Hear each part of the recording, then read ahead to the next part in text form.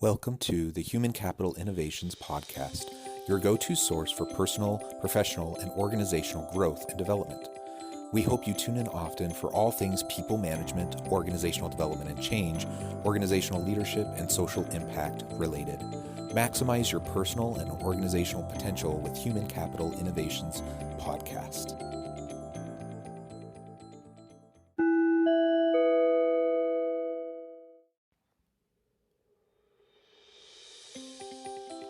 Welcome to the Human Capital Innovations Podcast.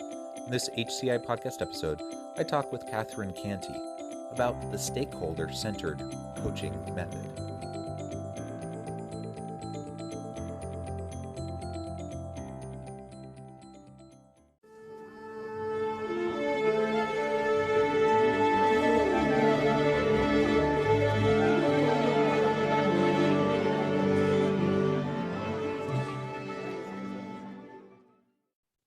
Cantey, welcome to the Human Capital Innovations Podcast. Thank you so much for having me, John. Yeah, I'm thrilled to be with you today. You're joining us from South Carolina. I'm here in Orem, Utah, and we're going to be talking today about stakeholder-centered coaching method. This is a really interesting topic to me. I think looking at business vitality and how to get past the digital divide in the modern workplace, particularly during this COVID period, I think is really important. And we're going to explore that from this stakeholder-centered coaching method kind of a perspective. As we get started, I wanted to share Catherine's bio with everybody. Catherine Cantey is a tenacious connector and recovering banker. She is a leadership coach helping high potential managers turn into senior leaders. And her sales program for business to business selling is creating exceeding results. Catherine is a wife and mom and cares about closing and broadband gaps in rural communities. Such a wonderful background. I'm again super excited to be with you. Anything else you would like to share with listeners by way of your background or personal context before we dive on into the conversation? I think you did a great job, and I'm looking forward just to sharing stories and best practices. And if that helps somebody else, then this is well worth the call and sharing information. Excellent. Well, thank you. And let's start with some definitions. Again, I was trying to frame in that introduction, currently, of course, we're in the middle of this pandemic. So many organizations have gone virtual or hybrid with dispersed workforce, distributed, in some cases across the world. More and more organizations, are becoming more comfortable with those types of technologies. But it's been a hard year and a half. It's been a steep learning curve for a lot of people, for a lot of organizations to be able to go through that digital transformation and to have that kind of a transition. And during all of this, people like you and me are doing work with organizational leaders to coach and to help them adapt. And so while there are a lot of different coaching methodologies out there, there's a lot of different approaches. One is the stakeholder-centered coaching method, which is the one that you employ. Can you tell us a little bit more about that? What makes this method unique? Why do you find it to be valuable? And then we can look more at how that specific method may help within this current context.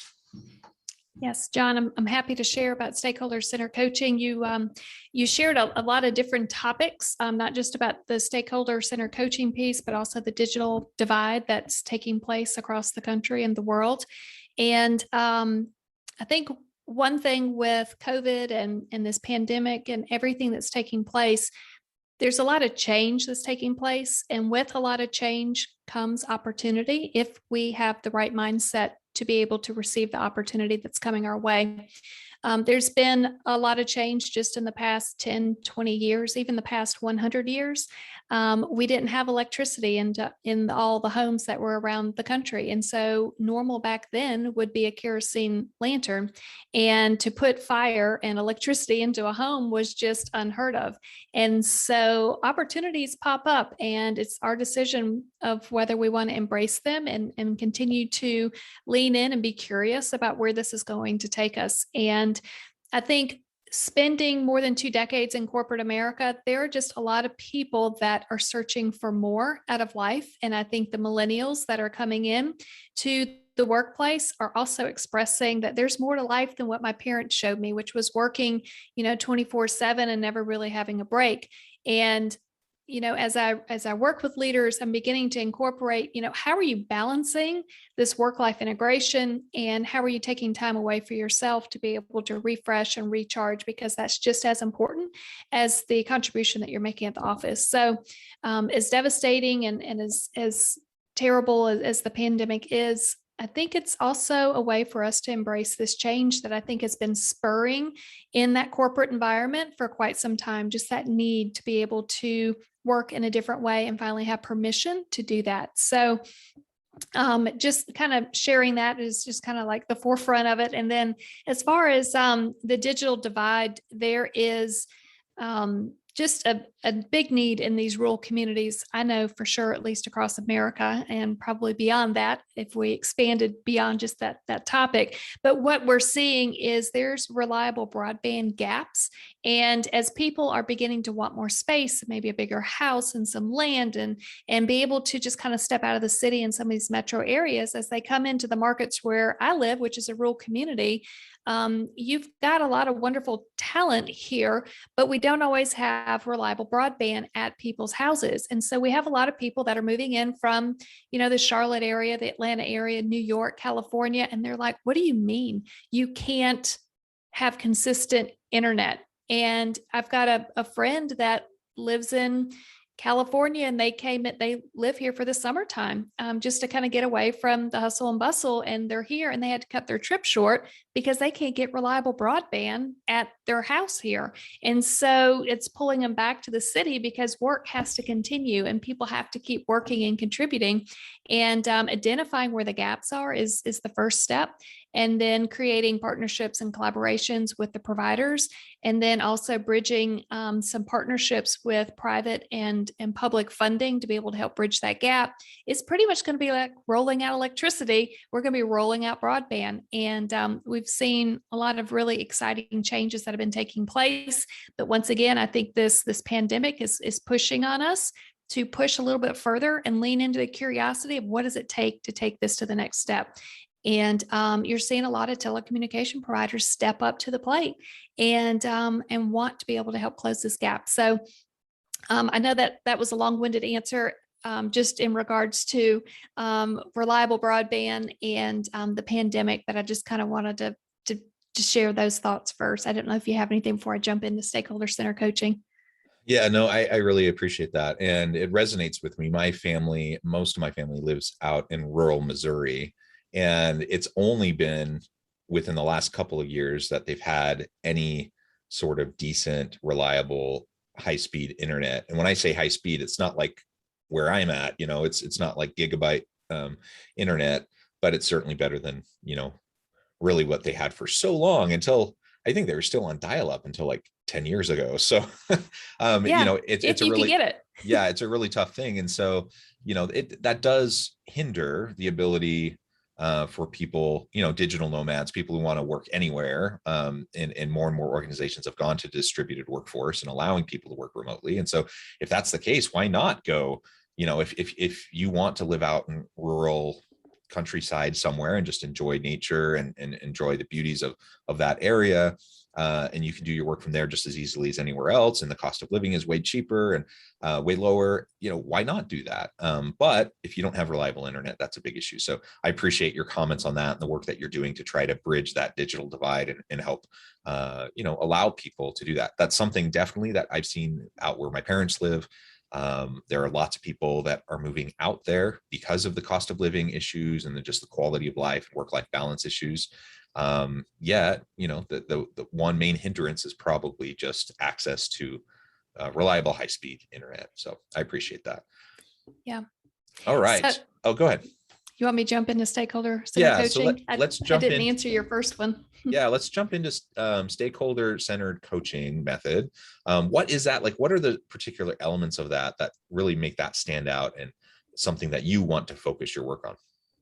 Yeah, so stakeholder center coaching is a method that has been around for over 40 years with at least a 95% or higher success rate with leaders.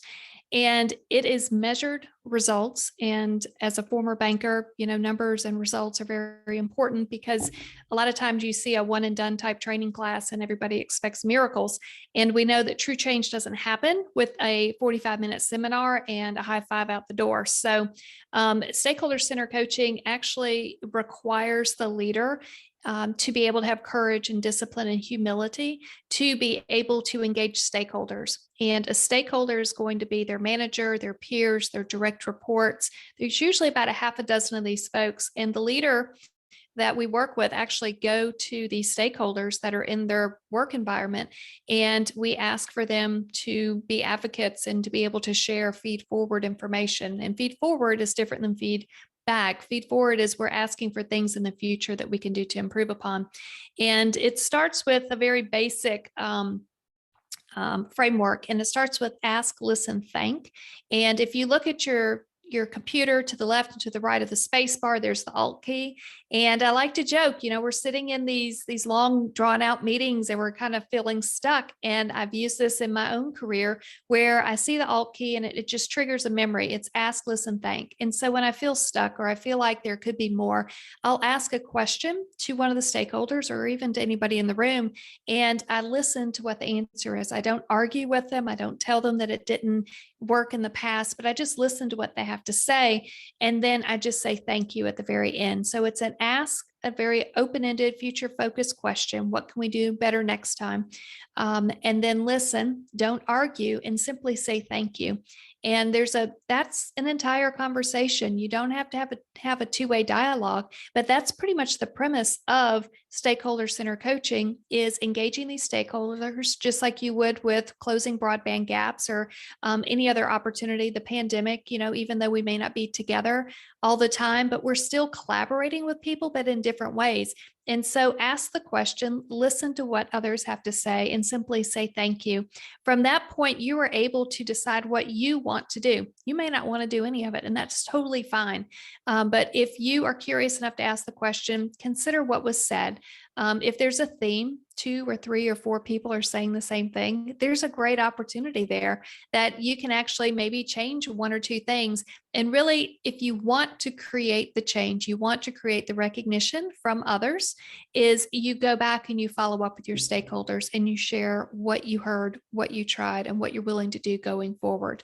And the consistency and the messaging with that and the clarity that comes with that is going to create recognition. And I'm working with a group of leaders now, and the recognition part is the hardest part. And, these are humble, hardworking, executive level leaders. And they're like, but I don't want to advertise that I'm doing this. People should just notice. But that's part of the process, is you have to get others to retrain the way they see you. And that is what's going to put you in the next position that's going to allow you to be able to give more to whatever it is that you're working on.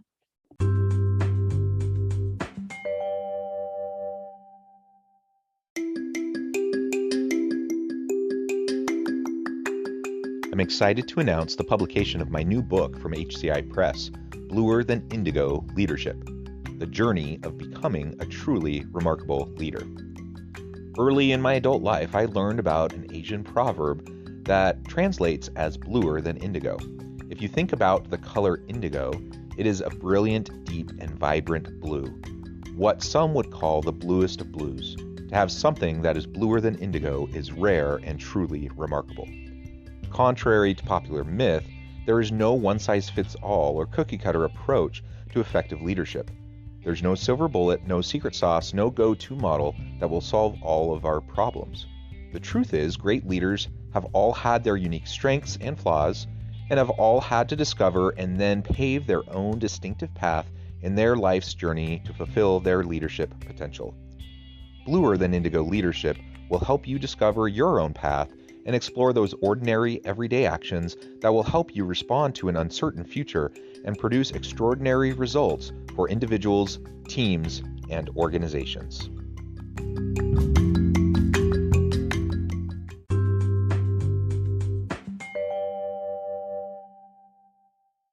Yeah, I love that. I mean, so much there that I think we can zoom in on. And it starts really with intention to be present with the people that you're coaching and to really truly listen, right?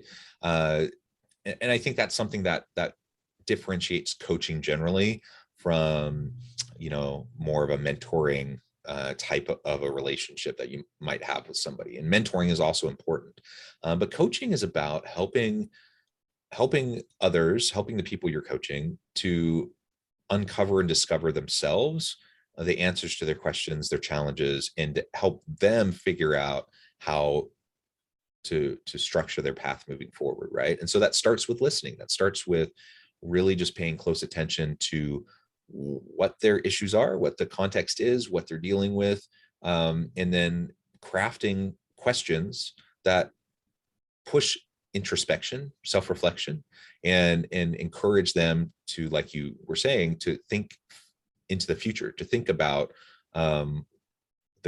to envision the type of future that they want to see, and then think about the steps that are going to be necessary to arrive at that and to achieve that vision. And so I love the focus. I love really honing in on the stakeholders that you meet with. And maybe you can describe a little bit of how a typical session goes when you're meeting with somebody, whether it's an individual or sometimes if you're meeting with a group of people.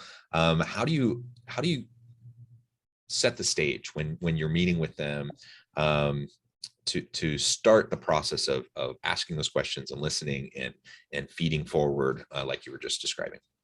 Yeah. So the very first meeting, well, first there's always multiple meetings, conversations and building a relationship just to see if it's a good fit, and it's okay if it's not. This is definitely not for everybody. And this is going to be for the team that is already creating exceeding results and you want to take them to the next level. So think about professional sports or any kind of, top level professionals that are out there. They're going to engage on that coach or that next person that's going to help them even fine tune their game even more. And the first conversation actually starts with the founder or with the CEO of the organization. And those are typically defined as the sponsor for the work that we're going to be doing. And it's real important to have a sponsor set at the very top level to be able to set the tone and to set the expectations of this is what we're trying to do as an organization. And this is where we're going to continue to grow going forward. And they engage who the leaders are going to be. And this actually works for either individuals one-on-one, or this can work for a team. And I've had the luxury of being able to work with both. And I think one of the more interesting conversations I've had is I worked with an individual one-on-one, and then we expanded the program to include her team. And she says, it was fun to work, one-on-one, but now the rest of the folks are coming in and they're really taking these conversations that we've had one-on-one and we're expanding it out into the team. And it's like everything's clicking, but it's clicking at a new level. And we're shifting thought processes from focusing on what the problem is to focusing on all the solutions that can take place. And it's really shifting the way people are thinking and shifting the way they're responding to things, and beginning to look at things into the future and knowing that if we're going to take this organization to, the next level, we've got to stop doing a lot of stuff that we're doing, and we've got to start visualizing what our future is going to look like.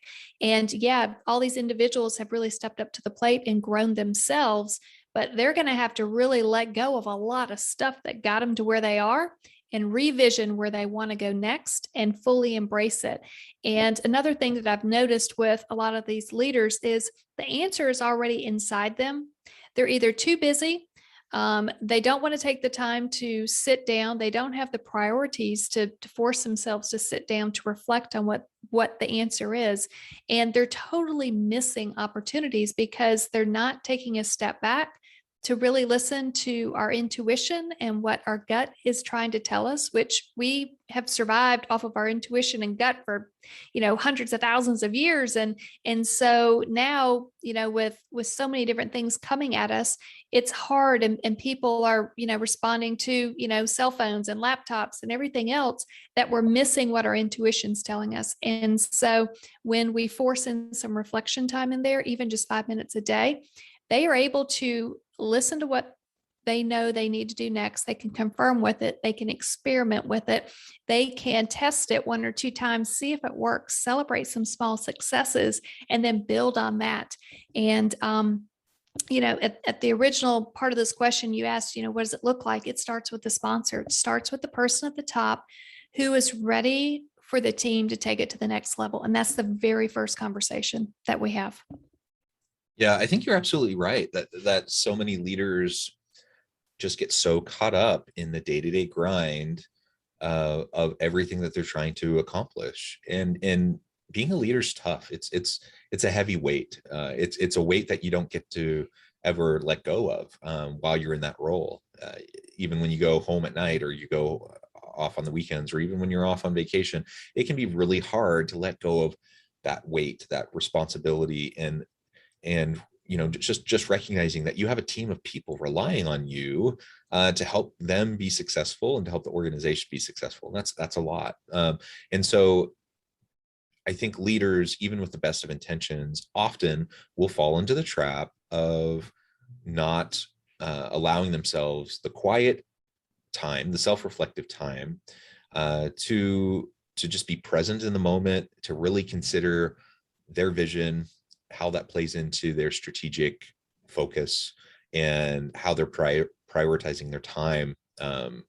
Even just the little things they do, like how much time they spend on email versus meeting with their people in person, or whatever. And like you said, it doesn't take a lot. Now, a leader who's not used to doing this, one of the reasons why they need coaching is because they need someone to help them learn to prioritize quieting their mind, self-reflection, those sorts of things. And so coaching sessions can be part of that, to model for them how that can happen and what it could look like. And then, it's just a matter of like making sure, even if it's a really small amount of time, 5-10 minutes a day, I would advocate for more than that, but for someone who's really busy, who hasn't been doing it, like that's a really great start, and it's going to reap a lot of benefits. And so allowing people to just reconnect heart, body, mind, to their, how they approach the challenges that they face, how they interact with their people, the hopefully the authentic connections that they're having with their people. All of that, I think, is just so essential. And while it may seem obvious, it's not obvious. Like it's a hard thing for people to do, and the vast majority of humans out there aren't doing this consistently, because they're too wrapped up in just the daily grind and all the technology that's there that distracts them and grabs their attention, is vying for their attention. All of that can hinder our ability to just quiet our mind, be present, and go through those self-reflective kinds of experiences. Yeah, they joke that, we're chasing a squirrel, 1 minute, or, a squirrel, you're just kind of like, oh, there we go again, off that other topic. And I've got somebody else that describes it as just trying to keep all the marbles on the table, and you're trying to manage everything. And at some point you got to let something go, because you're not going to be able to do this by yourself any longer if you want to continue to grow.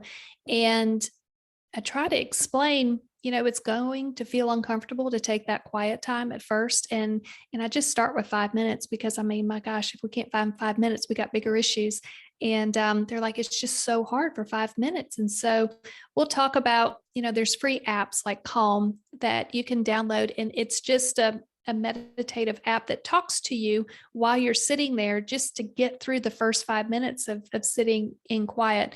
And then they begin to realize, after doing this for a month, and sometimes I'll just get creative and just tailor different solutions based off the group. And we did a calendar, and I just said, hey guys, I just need you to check mark which days are you able to do the 5 minutes at a minimum.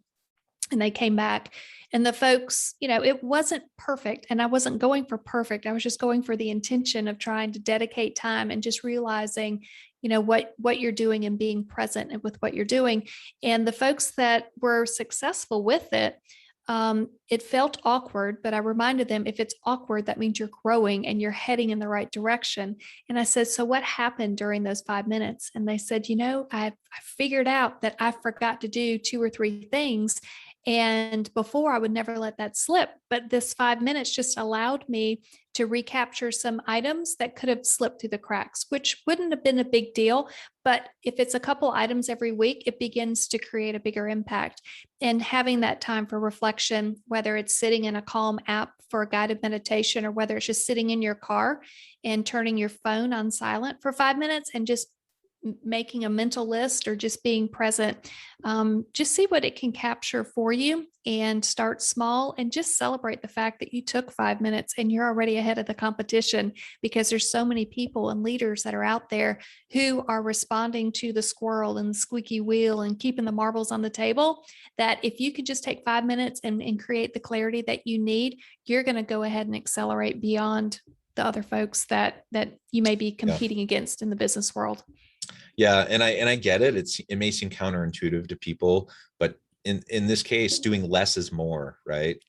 Yeah. Quieting your mind allows you to reconnect with your intuition. It allows you to just reconnect the body, mind, and heart, in all those different elements of what makes us who we are and allows us to make good decisions. And that clarity can then allow us to just be far more effective and efficient. It can allow us also to be more creative and innovative. And so it really should be a no-brainer. But I get it. I get why people fall into the trap. I get why people get sucked into just the grind and the busyness and the twirling and the chasing the squirrels and whatever. And ultimately, we just got to commit. We got to commit to taking that time. And that's why coaching can be so valuable. I really appreciate the focus that you take on stakeholder-centered coaching and how you shared what you've shared about that with us today and the insights that you've shared. I know at the time we're getting close to the end of our time, and I want to let you get on with your busy day. But before we close today, I wanted to give you a chance to share with listeners how they can get connected with you, find out more about your work, and then give us a final topic give us a final word on the topic for today. Thank you. Thanks, John, for having me. My website is catherinecantey.com. You can also find me at LinkedIn with Catherine Cantey. If you visit my website, there is a resource page, and you can find that at catherinecantey.com/resources. And this is where we're keeping topics of just kind of short white papers, and also some other podcasts that we've been able to share some of these stories with. So if you're interested in any of that, that's going to be out there as well. And then I've also shared some videos around why it's important to think differently. And also over the years, I've been able to work with a lot of founders and CEOs, and they have shared a lot of best practices that have worked for them to continue to be successful over all these years. So I've been able to put some of these best practices together and have created a framework called Business Vitality. So you'll learn more about that at my site as well. And stakeholder center coaching is definitely a huge part of it, because as you set the vision and the strategy, you need to implement and create stronger collaboration and break down some of those silos that have been around. And stakeholder center coaching is a wonderful way to be able to execute and grow leadership within an organization. So thanks again for having me. Oh, wonderful. Thank you so much. I encourage listeners to reach out to get connected with Catherine, find out more about what she can do for you. And as always, I hope everyone can stay healthy and safe, that you can find meaning and purpose at work each and every day. And I hope you all have a great week.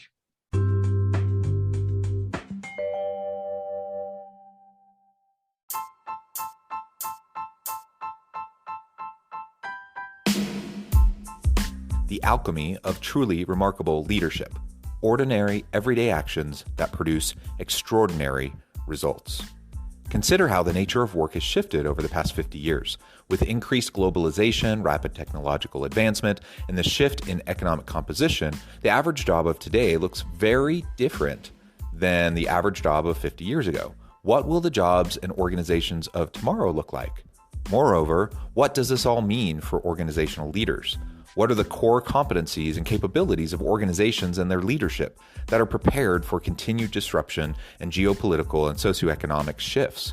Regardless of what the future holds, increasingly, leaders need to be socially minded, data-driven, decisive, champions of talent, and disruptors of the traditional notions of leadership, teams, organizations, and work.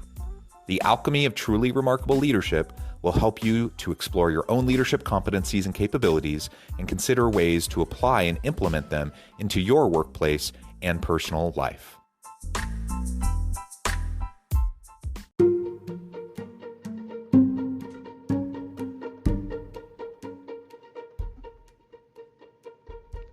Check out Human Capital Innovations magazine, Human Capital Leadership. Human Capital Leadership is a free, interactive e-magazine with the mission to help individuals, leaders, and organizations find innovative approaches to maximize their human capital potential. We publish issues quarterly in August, November, February, and May. Take a look at the latest issue and let us know what you think.